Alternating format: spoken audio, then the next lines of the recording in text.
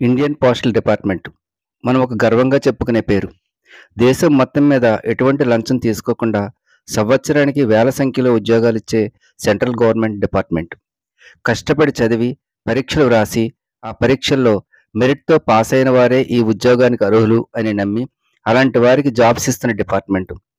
లక్షల మంది నమ్ముకుని ఉన్న ఈ డిపార్ట్మెంట్‌లోనికి సంవత్సరానికి వేల సంఖ్యలో కేవలం 10వ తరగతి ఉత్తీర్ణతతో ఉద్యోగస్తులుగా ఎంటర్ అవుతున్నారు. అసలు జీడీఎస్ ఉద్యోగాలకు అంత మెరిట్ స్టూడెంట్స్ మాత్రమే ఎందుకు కావాలి? జీడీఎస్ అంటే గ్రామీణ్ డాక్ సేవక్. ఈ జీడీఎస్‌లో కంప్యూటర్ ఆపరేటింగ్ ఉండదు కదా! మరి జీడీఎస్ ఉద్యోగానికి అర్హతగా కంప్యూటర్ సర్టిఫికేట్ ఎందుకు? ఈ క్వశ్చన్స్‌కి సమాధానం చూస్తే ఒక జీడీఎస్‌గా పోస్టల్ డిపార్ట్మెంట్‌లోనికి ఎంటర్ అయిన వ్యక్తికి జీవితం స్థిరపడిపోయినట్లే. జీడీఎస్‌గా జాబ్ వచ్చిన వ్యక్తి సంవత్సరం అయిన తర్వాత మనం ఇండియాలో ఎక్కడికైనా ట్రాన్స్ఫర్ పెట్టుకుని వెళ్ళవచ్చు. 3 సంవత్సరాల సర్వీస్ నిండిన తర్వాత ఎంటీఎస్‌గా డిపార్ట్మెంట్ ఎగ్జామ్ రాసుకుని ఉత్తీర్ణత పొంది ఎంటీఎస్‌గా ప్రమోషన్ పొందవచ్చు. 5 సంవత్సరాల సర్వీస్ నిండిన తర్వాత డిపార్ట్మెంట్ పోస్ట్ మ్యాన్ ఎగ్జామ్ రాసుకుని ఉత్తీర్ణత పొంది డిపార్ట్మెంట్ పోస్ట్ మ్యాన్‌గా వెళ్ళవచ్చు.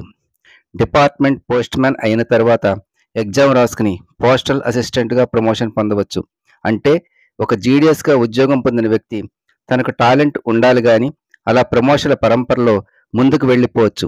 అందుకే కంప్యూటర్ నాలెడ్జ్ సర్టిఫికేట్ అడుగుతారు. మరి అంత అవకాశం ఉన్న ఈ జాబ్‌కి మెరిట్ అవసరమా కాదా? ఆలోచించండి. ఇక్కడ ఒక విషయం ఏమిటంటే మిగిలిన డిపార్ట్మెంట్స్ విషయం నాకు తెలియదు. కానీ పోస్టల్ డిపార్ట్మెంట్‌లో ఏ జాబ్ ఇవ్వడానికి గాని, ఏ ప్రమోషన్ పొందడానికి గాని ఒక్క పైసా లంచం లేని డిపార్ట్మెంట్ ఇండియన్ పోస్టల్ డిపార్ట్మెంట్ అని గర్వంగా చెప్పగలను. అటువంటి జీడీఎస్ సెలక్షన్ మీద విషం చిమ్మింది భయంకరమైన కరోనా. అదేంటి? జీడీఎస్ సెలక్షన్‌కి కరోనాకి సంబంధం ఏమిటి అనుకుంటున్నారా? ఎస్, ఉంది. ఒక విద్యార్థి ఉన్నాడు. ఎన్నో ఆశలతో ఆ సంవత్సరం చదువు ప్రారంభించాడు. వానైనా ఎండైనా పట్టించుకోకుండా స్కూల్‌ని వదలలేదు. పట్టుదలతో చదివాడు. రాత్రిళ్ళు నిద్ర తక్కువ తీసుకుని కష్టపడి చదివి ఎగ్జామ్స్ రాసి మెరిట్‌లో ఉత్తీర్ణత పొందాడు. సపోజ్ అతనికి 99% మార్క్స్ వచ్చాయి. మరొక విద్యార్థి ఉన్నాడు.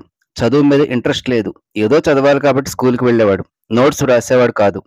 ఏదో సంవత్సరం గడిపేశాడు. అతడే గనక ఎగ్జామ్స్ రాస్తే అతడికి 50% లోపు మార్కులు రావచ్చు. లేదా అతడు పాస్ కూడా కాకపోవచ్చు.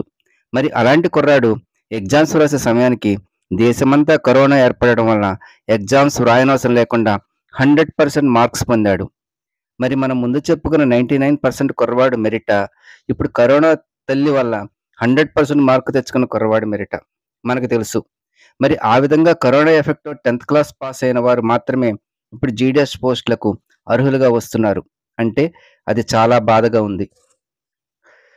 ఈ మధ్యే జీడీఎస్‌గా సెలెక్ట్ అయ్యి జాబ్ చేసుకుంటున్న ఒక వ్యక్తిని పోస్టల్ డిపార్ట్మెంట్ అని తెలుగులో వ్రాయలేకపోయాడు.